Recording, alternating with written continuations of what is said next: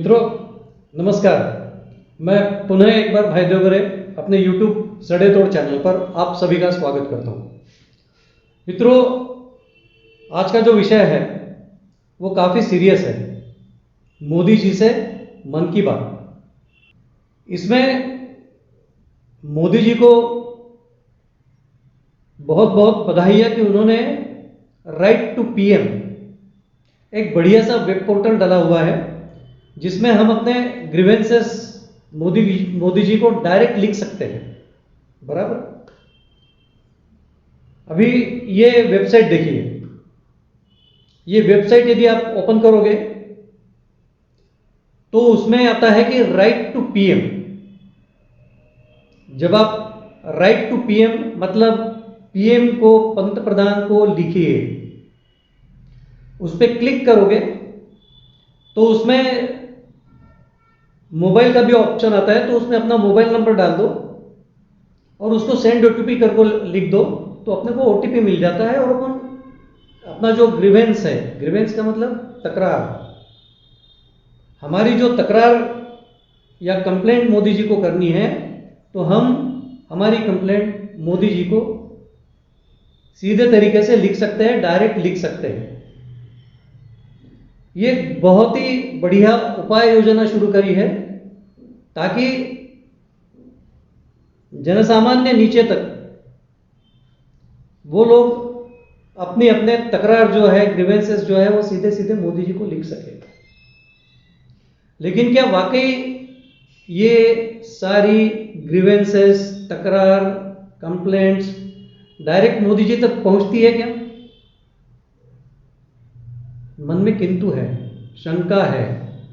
दुर्भाग्यवश कहना पड़ता है कि नहीं, ये सारी ग्रीवेंसेस मोदी जी तक नहीं पहुंचती, क्योंकि इसका जो निस्तारण किया जाता है, मतलब इशू क्लोज किया जाता है, वो उनको जो भी टाइम लिमिट दिया है वो टाइम लिमिट के अंदर उनको क्लोज करना पड़ता है। उसकी वजह से बगैर खास इसका दखल अंदाजी किए हुए, इसको एक पर्याप्त कारण न देते हुए ये लोग इशू क्लोज करते हैं और जनता को सीधा सीधा पीएम तक पहुंचने से रोकते हैं। ऐसा मेरा खुद का ऑब्जर्वेशन है। मैंने अभी तक कुल 8 ग्रीवेंसेस, कंप्लेंट्स, सजेशंस, ये सारे कुछ मैंने दिए हुए हैं, लेकिन इसका निस्तारण जो हुआ है वो अनसेटिस्फैक्टरी, मतलब निस्संदेह हम सेटिस्फाई नहीं है, ऐसे कैटेगरी में इन्होंने इसको क्लोज करके छोड़ दिया है। उसके बाद हमको फिर अपील करने के लिए एक जगह मिलती है। जब हम अपील करते हैं तो हमारी अपील कब लेते हैं? एक फोन आता है आपको, यदि आपने दर्शाया कि उसमें हम लोग पुअर नहीं है तो अपील भी लेते नहीं है। तो जब फोन आपको आएगा तो उसमें सीधा सीधा बोलना कि यदि आप सेटिस्फाई नहीं हो तो इसको पुअर कैटेगरी पे रखने के लिए बोलना, ताकि आपके लिए अपील की विंडो ओपन होती है। अब अपील की विंडो ये भी एक बड़ा मास्टर गेम है। आपने अपील किया मतलब आपकी जो तकरार है वो अनसेटिस्फैक्टरी तरीके से क्लोज करी है, इसलिए आप अपील में जा रहे हो। अपील में जाने के बाद में तुमको दिन में सिर्फ 5 बार उसमें लॉगिन करने का कुछ तो भी प्रावधान है। लेकिन मजे की बात यह है कि जब आप उसमें लॉगिन करते हो, ओटीपी मांगते हो, तो ओटीपी आपको 10-15 मिनट के बाद में आता है। इसमें तुरंत ओटीपी आता नहीं है। जो भी है आदमी थक जाता है, बाद में बोले चलो छोड़ो यार, कंप्लेंट, वो अपना काम नहीं है, और अपने काम धाम पे लग जाता है आदमी। और जो भी कंप्लेंट ग्रीवेंस डाला है, वो जो बीच का स्टाफ है, वो जो बीच के ब्यूरोक्रेट्स है जिनके हाथ में ये वेबसाइट और वेब पोर्टल दिया है, वो लोग इसमें बढ़िया से मजे मारते हैं और क्लोज करके अपनी पीठ थपथपा लेते हैं। ये चीज मोदी को पता चलती है नहीं चलती है अपने को पता नहीं, लेकिन ऐसा हो रहा है, ऐसा मेरा एक ऑब्जर्वेशन है। अब मित्रों ये देखो, ये मेरा है ग्रीवेंसेस का रजिस्ट्रेशन नंबर। इसमें मैंने मेरी सूची में लिखा हुआ है कि हर भारतीय नागरिक का घूमने फिरने का अपना अपना खुद का अधिकार है। मैनेज कैसे करना है, यह सरकार का अधिकार है। मेरे को यदि फला तारीख को घूमने जाने का है तो मेरा टिकट कंफर्म आएगा तो फिर मैं मेरी घूमने की तैयारी शुरू करूंगा, ऐसा नहीं होता है। यह सरकार की जिम्मेदारी होती है कि सरकार हमारा जो टिकट है वो कंफर्म करे। प्रतीक्षा सूची कितनी भी लंबी हो, प्रतीक्षा सूची 400-500 तक जाती है, उसके बाद में प्रतीक्षा सूची बढ़ती नहीं है। इसका मतलब सरकार एक गाड़ी में यदि 4-5 बोगी एक्स्ट्रा लगा दे तो सारे जितने जाने वाले लोग हैं प्रवासी, जिन्होंने रिजर्वेशन के लिए अप्लाई करके रखा है और जो प्रतीक्षा सूची में है, वेटिंग लिस्ट में जो लोग हैं, उनका सबका कंफर्मेशन की जिम्मेदारी जो है वो सरकार की है। सरकार ने यह सुविधा अपने सारे प्रवासियों को देनी चाहिए कि तुम जिस तारीख की भी रेलवे में रिजर्वेशन करो, आपको कंफर्मेशन का हमारे तरफ से गारंटी है। आप तैयारी करो बाहर घूमने के लिए, बैग भरना शुरू कर दो, तारीख आ गई है। ऐसा एक सामान्य नागरिक होने की वजह से ये मेरा मानना है। इससे क्या होगा, इसमें जो बिचौलिया है ना, हम तुम्हारा टिकट कंफर्म करा देते हैं, फिर कहाँ से अलग से एक वेबसाइट निकलती है अमेरिका से जो IRCTC के अंदर घुस के फिर उसका क्लियरेंस करवा देती है, और IRCTC के पहले वो अमेरिकन वेबसाइट हमारे टिकट कंफर्म करा देती है।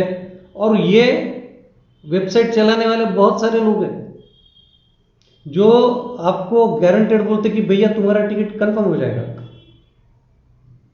ऐसा चलता है तो पैसा भी ज़्यादा जाता है। कंफर्मेशन जिसके पास पैसा है वो कंफर्म करता है, जिसके पास पैसा नहीं है वो या तो फिर उसको जो पता नहीं है हथकंडे, वो घर में बैठा रहता है। तो इसमें सरकार ने पारदर्शी भूमिका लेना अत्यावश्यक है। इसके वजह से मैंने सरकार को चिट्ठी में लिखा हुआ है नंबर 1 पे कि हमारा जितनी भी लंबी प्रतीक्षा सूची हो, एडिशनल उसमें बोगी डालो और सारे की सारी प्रतीक्षा सूची कंफर्म करो, सारे के सारे प्रतीक्षा सूची की पुष्टि करो कि हाँ जाने वाले हैं। ऐसा होने से क्या होगा, ये सारे बीच के बिचौलिए जो है ना वो सारे फटाफट नदारद हो जाएंगे। धंधा ही नहीं चलेगा तो कौन करेगा। और वो जो अमेरिका में बैठा हुआ जो वेबसाइट है, लास्ट टाइम जोधपुर में कुछ लोगों को इन्होंने अरेस्ट किया हुआ था, जो ऐसे वेबसाइट चला के लोगों को पहले कंफर्मेशन देते थे। तात्काल में फटक से इनका कंफर्मेशन पहले आता था, बाकी लोगों का बाद में आता था। तो ये सारी चीज़ें टालने के लिए यदि हर प्रतीक्षा सूची की, वेटिंग लिस्ट की यदि पुष्टि हो जाए, कंफर्मेशन मिल जाए, तो ये सारी चीज़ें होना ही बंद कर दें। लेकिन क्या होता है, ये मैंने भेजने के बाद में मेरे को जवाब ये आया है, इनका जवाब आता है as stated by IRCTC online ticket e booking is a real time process and tickets are reserved and get cancelled within fraction of seconds, so as the availability status may vary according to it. Your reservations request is processed by the centralized passenger reservation system PRS of railway, and allotment of accommodation is done by the system without any manual intervention and confirmation. Your ticket depends upon the cancellation and existing railway rules. मतलब इसने पूरी procedure अभी जो चल रही है वो बता दिया, और मैं बात कर रहा हूं कि ये प्रोसीजर खत्म करो और जो कैंसिल होते हैं उनको तो अकोमोडेट करो ही करो, कोई प्रॉब्लम ही नहीं है। लेकिन जिनका प्रतीक्षा सूची में नाम है और जो राह देख रहे हैं कि भैया प्रतीक्षा सूची हमारी कंफर्म हो जाएगी, वो सारे के सारे इनमें लेके आ जाओ, कंफर्मेशन में लेके आ जाओ और एक्स्ट्रा बोगीज लगा दो। एक्स्ट्रा बोगीज तो हमारे पास है, नहीं है क्या, है ना।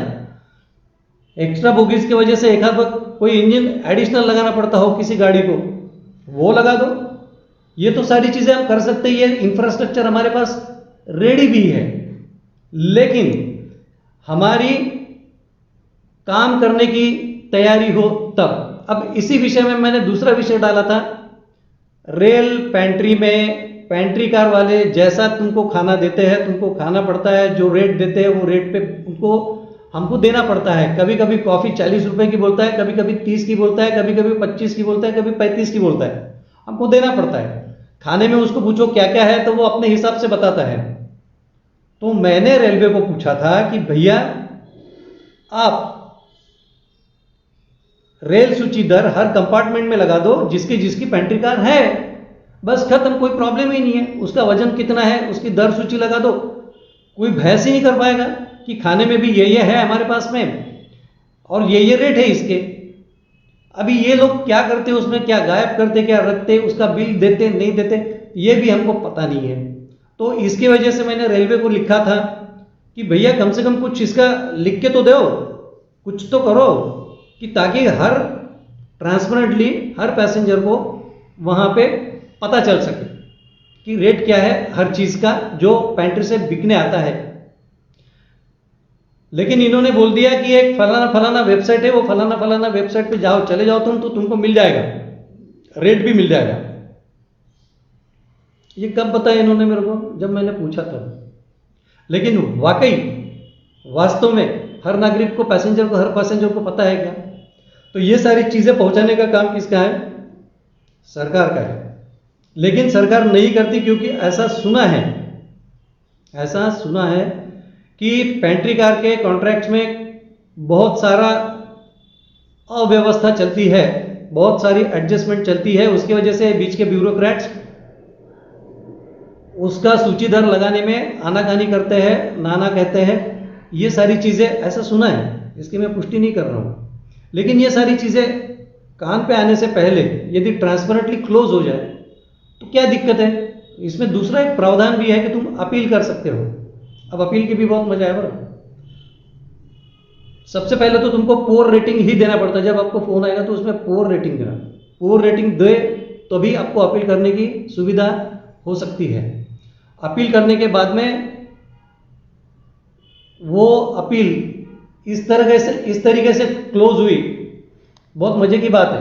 उनकी अपील भी क्लोज जो होती है ना, तो मैंने उनको अपील टेक्स्ट में लिखा था, बहुत सारी चीजें लिखी थी।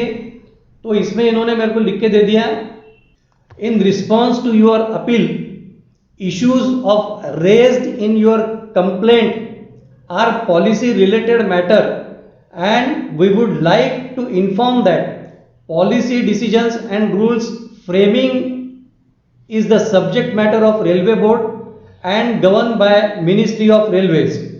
करेक्ट? मतलब ये जवाब तो पहले दे सकते थे ये लोग, लेकिन इसने नहीं दिया, अपील में जाने के बाद दिया। ठीक है। दूसरा, सजेशन इज वेल नोटेड, जो मैंने पेंट्री कार का दिया था। Rates and menu are available on the, ये वेबसाइट उन्होंने दिया हुआ है, for information and necessary action please hope this will clarify all your concerns. ऐसा करके इसने केस क्लोज कर दिया। तो कहने का मतलब है कि ये ऐसी चीजों से मैं सेटिस्फाइड नहीं हूं, ना तो दूसरा कोई पैसेंजर होगा। लेकिन क्या ये बात वाकई मोदी जी तक पहुंची है कि बस राइट टू मोदी ऐसा बोल के इन्होंने हमको मूर्ख बनाया है? मैं ऐसा ही दूसरा और एक एपिसोड लेके तुरंत 1-2 दिन में फिर दोबारा आता हूं। ये सारे इश्यूज हमारे पैसेंजर लोगों के हैं, रेलवे के हैं, और बाकी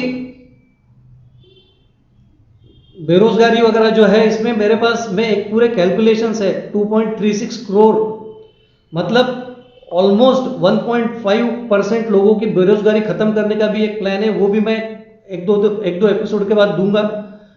लेकिन ये सारे के सारे क्लोज कर दिए गए, इसका मेरे को बहुत बड़ा दुख है। मेरी मंशा है कि ये सारे इश्यूज मोदी जी तक पहुंचे। यही बात कह के मैं आज का ये एपिसोड यहीं समाप्त करता हूं। नमस्कार।